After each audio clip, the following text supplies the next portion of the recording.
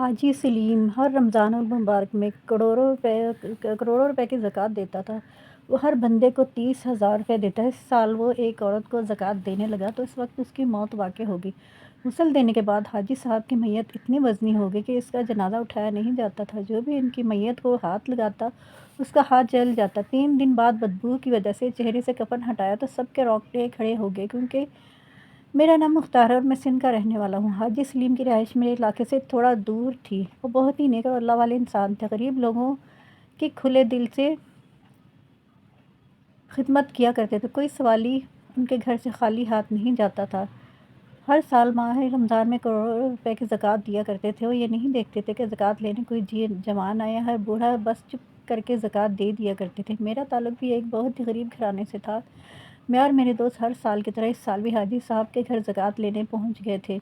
ہم نے سوچا زکوٰۃ لے لیں گے اور وہیں بیٹھ کر روزہ بھی افطار کر لیں گے، کیونکہ حاجی صاحب روزہ افطاری بھی کرواتے تھے۔ ہم زکوٰۃ لینے کے بعد دسترخوان پر بیٹھ گئے، کیونکہ افطاری کا وقت ہونے والا تھا۔ پچھلے سال بھی ہم نے ساری افطاریاں یہی کی تھی، لیکن جیسے ہی ہم لوگ افطاری پر بیٹھے ہم نے جو اعلان سنا تو اسے سن کر ہم سب کے رونگٹے کھڑے ہو گئے۔ آج حاجی صاحب اپنی آخری افطاری کرنے کے بعد اللہ کو پیارے ہو گئے تھے۔ یہ کیسے ممکن تھا؟ حاجی صاحب کی عمر تو محض 50 سال تھی، اور یہ سن کر ہمیں بہت افسوس ہوا۔ سب لوگ افطاری چھوڑ کر ان کا ماتم کرنے لگے تھے۔ کسی نے سوچا بھی نہیں تھا کہ اتنے مہربان اور شفیق انسان اس دنیا سے رخصت ہو جائیں گے۔ اور سب کی نظر میں حاجی سلیم انسان نہیں بلکہ ایک فرشتہ تھے۔ انہوں نے بہت غریب لوگوں کی مدد کی تھی اور کئی بیواؤں کی کفالت کرتے تھے، اور کچھ غریبوں کی بیٹیوں کو سارا جہیز اور شادی کے خرچے بھی دیتے تھے۔ اب ان کا یوں چلے جانا ہمارے لیے بہت بڑے دکھ کی بات تھی، پر ہم نہیں جانتے تھے کہ حاجی سلیم کی موت ان کے لیے ایک بہت بڑی بدنامی کا باعث بننے والی ہے۔ زندگی بھر تو حاجی صاحب نے نیک نامی میں گزاری تھی، پر یہ سب تماشا کیا ہو گیا یہ کوئی نہیں جانتا تھا۔ خیر مجھے میرا دوست فرقان کہنے لگا ہمیں حاجی صاحب کے جنازے میں شریک ہونا چاہیے اور جا کر کفن دفن کے انتظامات دیکھنے چاہیے، کیونکہ ہم لوگ نہیں جانتے تھے اور ہم ان کے قریبی لوگوں میں آئے تھے۔ میں نے اور فرقان نے سوچا نہیں تھا کہ حاجی سلیم کا جنازہ اس طرح ہوگا۔ ہم لوگ جب ان کے گھر گئے تو یہ دیکھ کر حیران رہ گئے کہ وہاں پر تو کوئی بھی نہیں تھا۔ ان کا گھر خالی پڑا تھا، گھر میں بس ایک نوکرانی تھی۔ ہم نے اس سے پوچھا کہ حاجی صاحب کے گھر والے کہاں ہیں، تو اس نے نازک موقع پر انہیں یہاں ہونا چاہیے تھا۔ نوکرانی نے ہم سے کوئی بات نہیں کی۔ اس کی آنکھوں میں بے پناہ آنسو تھے، گلہ اور شکوہ بھی تھا۔ ہمیں سمجھ نہ آئی کہ نوکرانی کے رونے کا سبب کیا ہے۔ اسے دیکھ کر ایسے لگ رہا تھا جیسے وہ حاجی صاحب سے کوئی شکایت کر رہی ہو۔ ان کے گھر والے بھی وہاں نہیں تھے۔ میں اور فرقان سوچنے لگے کہ اب کیا کریں۔ بہرحال ہم لوگوں نے ان کے رشتہ داروں کو اطلاع کر دی تھی، مگر وہ لوگ دوسرے شہر میں تھے۔ 300-400 کلومیٹر کا سفر تھا۔ اتنے لمبے وقت کے لیے ہم یوں انہیں نہیں چھوڑ سکتے تھے۔ میں نے فرقان سے کہا کہ ہم حاجی صاحب کی میت کو غسل دے دیتے ہیں، ان کے بعد جو ہوگا وہ دیکھا جائے گا، باقی کے انتظامات ان کے گھر والے سنبھال لیں گے۔ فرقان کہنے لگا کہ تم صحیح کہہ رہے ہو، کم سے کم حاجی صاحب کی غسل کا انتظام ہمیں کرنا چاہیے۔ لیکن جلد بندوبست کیا جبکہ حاجی صاحب کو غسل کے لیے تیار کرنے لگا، مگر جیسے ہی میں نے ان کے آستین سے کپڑا ہٹایا تو میرے قدموں کے تلے سے زمین نکل گئی۔ میری تو آنکھوں کے تلے اندھیرا چھا گیا۔ میں سوچ بھی نہیں سکتا تھا کہ حاجی صاحب کی موت ایسے واقع ہو جائے گی ہمارے پاس، مگر ہم کیا کر سکتے تھے۔ یہ بھی ایک قدرتی عمل تھا۔ جب فرقان آیا بات میں نے اسے بتا دی کہ حاجی صاحب کی موت اس طریقے سے ہوئی ہے۔ میری بات سن کر دونوں کانوں کا ہاتھ لگانے لگا۔ بولا کہ ایسا ممکن نہیں، لیکن ہماری آنکھوں کے سامنے ایک چیز ہے تو ہم اس پر یقین کیسے نہ کرتے۔ بہرحال ہمارا تو یہ فرض بنتا کہ ہم حاجی صاحب کے بارے میں کسی سے کوئی بات نہ کریں، ان کی عیبوں پر پردہ پڑا رہے تو یہی بہتر۔ فرقان سے کہا چلو ٹھیک ہے، لیکن ہم ان کے کفن دفن کا انتظام کر دیں گے تو یہ بات کسی کو پتہ نہیں چلے گی، اور یہ بات ان کے گھر والوں سے بھی چھپ جائے گی، کیونکہ اگر یہ بات ان کے گھر والوں کو پتہ چل جائے گی تو حاجی صاحب اپنے گھر والوں کی نظر میں بھی شاید گر جائیں گے۔ اگر وہ کوئی عام انسان ہوتا تو ہم سے یہ بات سب کو بتا دیتے، لیکن انہوں نے ہر ماہ رمضان میں دل کھول کر زکوٰۃ دی تھی اور ہزاروں لوگوں کی افطاریاں کروائی تھی۔ پھر ان کے ساتھ مرنے کے بعد یہ سب ہوا، یہ بڑی حیرانگی کی بات ہے۔ حاجی سلیم سے کوئی گناہ ہوا ہے؟ فرقان مجھ سے پوچھنے لگا۔ میں حیران تھا، مجھے خود سمجھ نہیں آ رہی تھی جو ہم نے دیکھا وہ سچ ہے یا نہیں، کیونکہ اگر آج بھی حاجی صاحب کو اپنے سامنے دیکھتے تو یقین نہیں کر پاتے کہ کوئی اتنا نیک اور فرشتہ صفت بھی ہو سکتا ہے۔ فرقان کہنے لگا ہمیں اس کام والی عورت کو جاننے نہیں دینا چاہیے تھا، ہمیں اس سے پوچھنا چاہیے تھا کہ اس کی آنکھوں میں بے پناہ آنسو کیوں تھے، آخر کوئی تو وجہ ہوگی۔ خیر وہ فرقان اتنی ساری باتیں کر تو رہے تھے مگر ہمارے پاس وقت بہت کم تھا۔ تھوڑی دیر بعد حاجی صاحب کے رشتہ دار آ گئے۔ ہم نے حاجی صاحب کے کفن بھی پہنا دیا تھا تو وہ لوگ اس بات پر شرمندہ ہونے لگے، کہنے لگے کہ یہ سب ہمارا فرض تھا جو آپ نے کیا، آپ دونوں کا بہت بہت شکریہ، ہمارا مقصد حاجی صاحب کے ابو پر پردہ ڈالنا تھا۔ خیر جب حاجی صاحب کا جنازہ اٹھانے کا وقت آیا تو ایک عجیب سا منظر دیکھا، کیونکہ یہ بھی جو بھی ان کی میت کو ہاتھ لگاتا اس کا ہاتھ جل جاتا تھا۔ یہ ایک بہت خوفناک منظر تھا۔ اب ہم انہیں یوں تو نہیں چھوڑ سکتے تھے۔ ہم سب نے ہاتھوں پر کپڑے باندھے اور بڑی مشکل سے انہیں قبرستان لے کر گئے تھے۔ پھر جب قبر بنانے والے کو اس کی مزدوری 3,000 دینے کا وقت آیا تو میں دیکھ کر حیران رہ گیا کہ ان کے کسی رشتہ دار کے پاس 3,000 روپے بھی نہیں تھے۔ حاجی صاحب کے گھر میں غربت کے ڈیرے تھے اور وہ جس طرح لوگوں کو کھلے دل سے خدمت کرتے تھے، پتہ نہیں یہ روپیہ پیسے کہاں سے آتا تھا، کیونکہ نہ صرف یہ کہ حاجی صاحب کے گھر میں غربت کے ڈیرے ڈالے ہوئے ہم نے دیکھے تھے، بلکہ ان کے رشتہ دار بھی، بیوی بچے تو ان کے ساتھ ہی نہیں رہتے تھے کہ اس کی وجہ سے ان کے مزاج فقیری تھی جس نے ان سب کو تنگ کر کے رکھا تھا۔ حاجی صاحب لوگوں کو کھلانے اور نیکی کے کام کرنے پر یقین رکھتے تھے۔ اس کے علاوہ گھر میں نہ پیسہ تھا دیتے تھے نہ ہی کسی کو عیاشی کرواتے تھے، بس وہ خدمت خلق کا کام کرتے تھے۔ اسی وجہ سے حاجی صاحب کے خاندان والے ان سے سخت خفا تھے۔ پر اب حاجی صاحب اس دنیا میں نہیں رہتے تو بیچارے بہت پریشان ہوئے تھے، خاص کر حاجی صاحب کی بیوی تو پچھتا رہی تھی کہ اس نے اپنے شوہر کے ساتھ بدسلوکی کی۔ حاجی صاحب کو دفنائے جانے کا بندوبست کر لیا گیا تھا، مگر جیسے ہی حاجی صاحب کو قبر میں دفنایا گیا تب ایک شور سا اٹھا جس نے پورے علاقے کو لپیٹ میں لے لیا تھا، کیونکہ آس پاس نہ صرف قبریں بلکہ ہر طرف تیز آگ بھڑک اٹھی تھی۔ آگ اچانک سے اٹھی تھی اور اتنی تیز تھی کہ ہمارے وجود بھی جلنے لگے تھے۔ ہمیں سمجھ نہیں آ رہی تھی کہ اتنی ساری آگ یکادگ کہاں سے بھڑک اٹھی ہے، جبکہ آس پاس کوئی درخت بھی نہیں تھا، حتیٰ کہ مٹی سے بھی آگ نکل رہی تھی۔ اتنی زیادہ تپش اور گرمائش دیکھ کر سب لوگ استغفر اللہ کبیر کرتے ہوئے وہاں سے پیچھے ہٹنے لگے۔ آگ اس قدر تیز تھی کہ ہم سے کوئی حاجی صاحب کی لاش کو بھی نہیں اٹھا سکا۔ ان کی میت قبر میں پڑی ہی رہی اور آگ نے ہر طرف کو اپنی لپیٹ میں لے لیا، حتیٰ کہ حاجی صاحب کے کفن کو بھی آگ نے پکڑ لیا۔ جب ایسا ہونے لگا تو مجھے سے تو رہا نہیں گیا، میں نے فائر بریگیڈ والوں کو بھی کال کر دی تھی اور لوگوں سے کہا کہ ٹھنڈی مٹی لے کر اس قبر پر ڈالیں تاکہ کم از کم لاش کی بے حرمتی نہ ہو۔ سب لوگ مجھے کوسنے لگے، بولے کہ تم کوشش کرو گے تو تمہارے ساتھ بہت برا ہوگا، کیونکہ یہ اللہ کی طرف سے ہے، ضرور اس نے حاجی صاحب نے کوئی گناہ کیا ہوگا، باہر سے اتنے نیک بنتے پھرتے تھے، ہر کوئی ان کی نیک نامی کے گن گاتا تھا، لیکن دیکھو قبر پر کیا ہوا، ورنہ ایسا ممکن نہیں کہ ایک شخص کی قبر پر یوں آگ بھڑک اٹھے۔ مطلب تو یہی ہے کہ حاجی صاحب نیک بننے کی اداکاری کرتے تھے۔ جنازے میں آئے ایک شخص نے جب یہ بات کہی تو مجھے اس پر بہت افسوس ہونے لگا۔ میں سوچ رہا تھا کہ لوگوں کے چہرے اتنے جلد بدل سکتے ہیں، کم از کم لوگوں کو ایک شخص کے جنازے پر ایسی باتیں کرنے سے گریز کرنا چاہیے۔ میں نے کہا ہو سکتا ہے یہ سب کچھ اتفاق سے ہو، آپ کو ایسی باتیں نہیں کرنی چاہیے۔ اس آدمی نے مجھے کہا تم ان معاملوں میں نہ پڑو، اور پھر وہ آدمی وہاں سے چلا گیا۔ باقی لوگ بھی ایسے ہی تھے، سو باتیں کرنے لگے، کہنے لگے کہ ہم تو ایسا پہلی بار ہوتے دیکھا ہے، ضرور حاجی صاحب نے کوئی گناہ کیا ہوگا۔ لوگوں کے جانے کے بعد جب میری نظر حاجی صاحب کی قبر پر پڑی تو میرا دل خون کے آنسو رونے لگا۔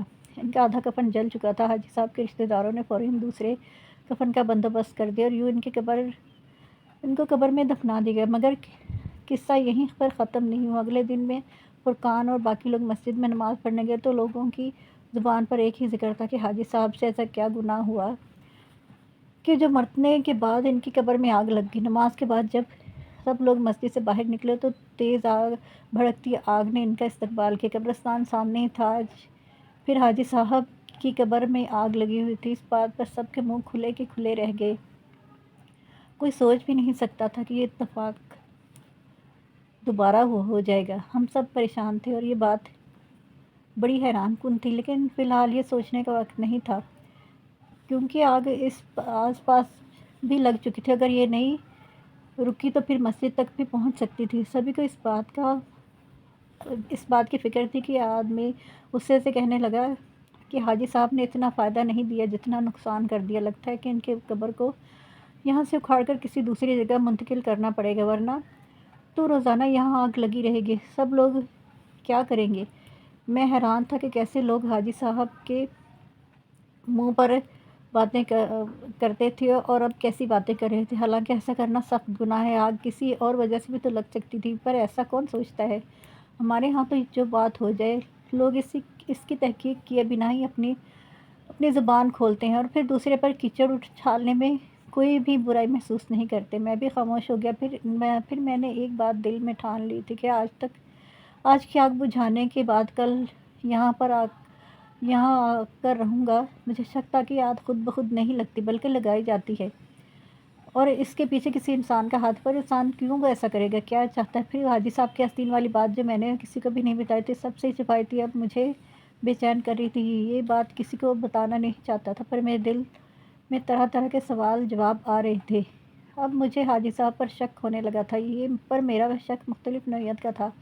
آج آگ بجھانے کے بعد فرقان سے یہی کہا کہ کل ہم یہاں قبرستان میں ہی چھپ جائیں گے، دیکھیں گے کہ آگ کیسے لگتی ہے، کب بھڑکتی ہے اور یہ کیوں ہوتا ہے۔ فرقان کہنے لگا، پہلے تو میں بھی حاجی صاحب کو بہت نیک سمجھتا تھا، پر اب مجھے لگتا ہے کہ لوگ ٹھیک کہتے ہیں۔ دیکھو، کیا کبھی تم نے سوچا ہے کہ حاجی صاحب اتنے پیسے کہاں سے لاتے تھے؟ ہزاروں لوگوں کو زکوٰۃ دیتے تھے، پھر افطاری کا بندوبست کرتے، وہ بھی عام افطاری نہیں، بہت ہی شاہانہ اور شادی کے کھانوں جیسی افطاری کرواتے تھے۔ اگر وہ میرے امیر نہیں تھے تو اتنا پیسہ کہاں سے آتا تھا؟ کبھی کسی نے حاجی سلیم سے بات تو نہیں پوچھی تھی؟ اب تم خود سوچو، پیسہ حلال کا ہے یا حرام کا، یہ بھی کسی کو نہیں پتا۔ فرقان کے دل میں بہت سارے شک جنم لے رہے تھے۔ یہ تو مجھے بھی نہیں پتا تھا کہ حاجی صاحب اتنا پیسہ کہاں سے لاتے تھے، لیکن میں ان پر شک نہیں کر سکتا تھا کیونکہ وہ میرے محسن تھے، اور اللہ تعالیٰ نے جس شخص کو اتنی عزت دی ہو وہ برا ہو یا یہ کیسے ممکن ہے؟ اس لیے مجھے یقین تھا یہ کسی نہ کسی کی سازش ہے، لیکن سازش کیوں ہے؟ حاجی سلیم سے نفرت کی وجہ کیا ہو سکتی ہے، اور یہ کون کر سکتا تھا؟ یہ ایک فرشتہ صفت انسان تھا اور ہر شخص اس پر اعتبار کرتا تھا۔ اس کے باوجود بھی فرقان میرے ساتھ نہیں آ رہا تھا۔ میں نے سوچا اب میں اکیلا ہی جاؤں گا اور میں قبرستان میں پہرا دوں گا۔ اگلے دن فجر سے ذرا پہلے 3 بجے کے قریب جا کر میں قبرستان میں چھپ گیا۔ میں ایک درخت کے نیچے چھپا تھا، مگر اس دن ایسا کچھ نہیں ہوا۔ وہاں آگ لگی، نہ ہی کوئی اور معاملہ ہوا۔ میں نے سوچا شاید 2 دن کی بات ہے، واقعی یہ سب قدرت کا کھیل تھا۔ میں خاموشی سے گھر آ گیا۔ اسی دن آگ نہیں لگی، لوگ بھی اس بات کو بھولنے لگے، مگر 2 دن گزرے تھے کہ مجھے حیرت میں ڈال دیا تھا۔ میں نے سوچا کہ میں جا کر قبر کا غور سے جائزہ لوں گا۔ قبرستان میں پورا گھومنے پھرنے کے بعد مجھے معلوم ہوا کہ کوئی یہاں آتا ضرور ہے۔ میں نے دیکھا کہ ایک جانور کے پاؤں کے نشان تھے، جانور تقریباً ہاتھی جتنا ہوگا، اور اتنے بڑے بڑے پاؤں کے نشان دیکھ کر میرے رونگٹے کھڑے ہو گئے تھے۔ اب تو مجھے بھی اس بات پر یقین ہو چلا تھا کہ حاجی صاحب واقعی گناہ گار تھے، پر جانور کس قسم کا تھا جس قبر پر آتا تھا؟ اس کے پیچھے کوئی تو وجہ ہوگی۔ مجھے اب روزانہ قبرستان بیٹھنا تھا۔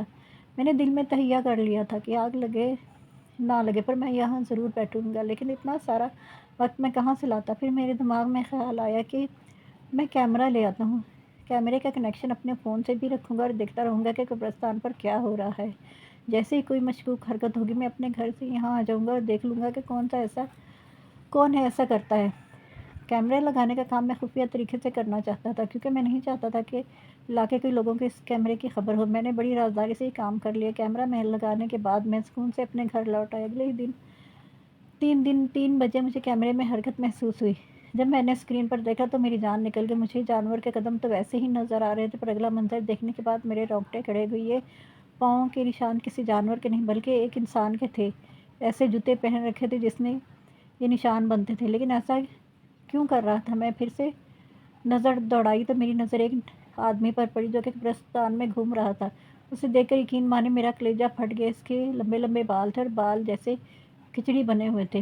اس کا حلیہ بہت ہی برا تھا۔ جب میں نے اسے دیکھا تو بڑا پریشان ہو گیا۔ میں نے دل میں ارادہ کر لیا کہ اس کے آدمی تک پہنچ کر رہوں گا۔ اگرچہ یہ مجھے حلیے سے بہت خطرناک لگ رہا تھا، پر میں ڈرنے والوں میں سے نہیں تھا۔ میں نے فرقان کو بھی یہ بات بتا دی۔ ابھی 2 آدمی قبرستان میں ہی تھے۔ ہم لوگ 2 منٹ کے اندر قبرستان میں پہنچ گئے۔ ہم نے اس آدمی کو پکڑ لیا، پر اس کے چہرے پر نظر پڑتے ہی ہم سب کی جان نکل گئی۔ وہ کوئی اور نہیں، اس کی عظیم تنظیم کا ہم سمجھتے تھے۔ یہ انسان کی خدمت خلق کا کام کرتا تھا، پر ہم نے کبھی اسے کوئی چندہ وغیرہ اکٹھا کرتے نہیں دیکھا تھا، بلکہ وہ بہت کم لوگوں کا کام آتا تھا کہ کوئی خاص اچھی شہرت نہیں تھی۔ اسے یہ دیکھ کر میں نے پوچھا قبرستان میں आग तुमने ही भड़काई है। और कहने लगा कि मैं ऐसा नहीं करता, तुम लोग मुझसे बातें मत पूछो, मुझे जाने दो। लेकिन हम इसकी धमकियों में आने वाले नहीं थे। हमने उससे कहा कि हम तुम्हें पुलिस के स्टेशन ले जाएंगे और ये वीडियो दिखाएंगे जिसमें तुम आग लगा रहे हो। जब हम जैसे वीडियो दिखाई तो हमसे माफ़ी मांगने लगा और कहने लगा तुम लोग ऐसा करोगे तो मेरी ज़िंदगी बर्बाद हो जाएगी। हमने इसे एक थप्पड़ रसीद किया और सवाल किया कि तुमने ऐसा क्यों करते थे। तब वो बोला ये सब हसद में आकर किया। हाजी साहब एक बहुत ही ईमानदार इंसान थे। बड़े लोग इसे ज़कात के पैसे देते थे ताकि गरीबों में बांट दे। इन अमीर लोगों को हाजी सलीम पर बहुत भरोसा था, यहाँ तक कि अब तो बाहर के मुल्क से भी लोग पैसे भेजने लगे थे और हमारे इदारे को कोई भी पैसा नहीं देता था। इसी वजह से हम आधे से ज़्यादा पैसा खुद खा जाते थे। मैंने भी हाजी साहब को अपने बहकावे में लाने की कोशिश की, कहा कि ये पैसे हम अपने कारोबार में भी लगा लेते हैं, पर वो नहीं माने। इनकी वजह से हमारे इदारे का नाम डूब गया था। मेरे पास और कोई रास्ता नहीं बचा तो मैंने हाजी साहब की जान लेने की ठान ली, मगर ऐसा तरीका इस्तेमाल करना चाहता था जिससे मैं पकड़ा ना जाऊँ। इसीलिए मैंने इनके घर में काम करने वाली औरत को कुछ पैसे दिए। इनसे कहा कि ये थैली हाजी साहब के बिस्तर पर रख दे, इसमें जहरीला साम था। इसने जाते ही अपना काम कर दिया। इसे बाद में इस बात का बहुत अफसोस हुआ, पर वो बात किसी को बता नहीं सकती थी। हाजी साहब साम के डसने की वजह से फौत हो गए थे। इनका जिस्म नीला इसी वजह से हुआ था। अब लोगों के दिलों में इनके हाजी साहब के लिए नफ़रत पैदा करना था, इसलिए हमने ये सब खेल खेला था। छुप कर यहाँ आता और हाजी साहब को की कब्र पर तेल फेंक कर आग लगा देता था। और ये सुनने के बाद मैंने अपना सर पकड़ लिया। सोच भी नहीं सकता था कि कोई इस कदर भी साजिशी हो सकता है, अपनी इस कदर भी पैसे के लालच में गिर सकता था। कोई इंसान हसद में इतना आगे जा सकता है कि किसी के मरने के बाद भी ना बख्शे। हमने उसे पुलिस के हवाले कर दिया था। और ये वाक़या हसद बहुत बुरी बला है। ये इंसान को जलाकर राख कर देती है, नेकियों को खा जाती है, हम भाई को दुश्मन बना देती है और किसी को भी किसी लायक नहीं छोड़ती। तो प्यारे बहन भाइयों, अगर वीडियो अच्छी लगी हो, ये कहानी मुझे इरसाल की थी एक भाई ने, और उन्होंने कहा था, अपना नाम छुपाने के लिए कहा था, और ये कहा था कि मैं कहानी ज़रूर यूट्यूब चैनल पर आप लोगों से शेयर करूं। तो आज की स्टोरी कैसी लगी आपको? अगर अच्छी लगी हो तो लाइक कर दें और चैनल को सब्सक्राइब कर दें। मिलते हैं नेक्स्ट वीडियो में, तब तक के लिए इजाज़त दीजिए।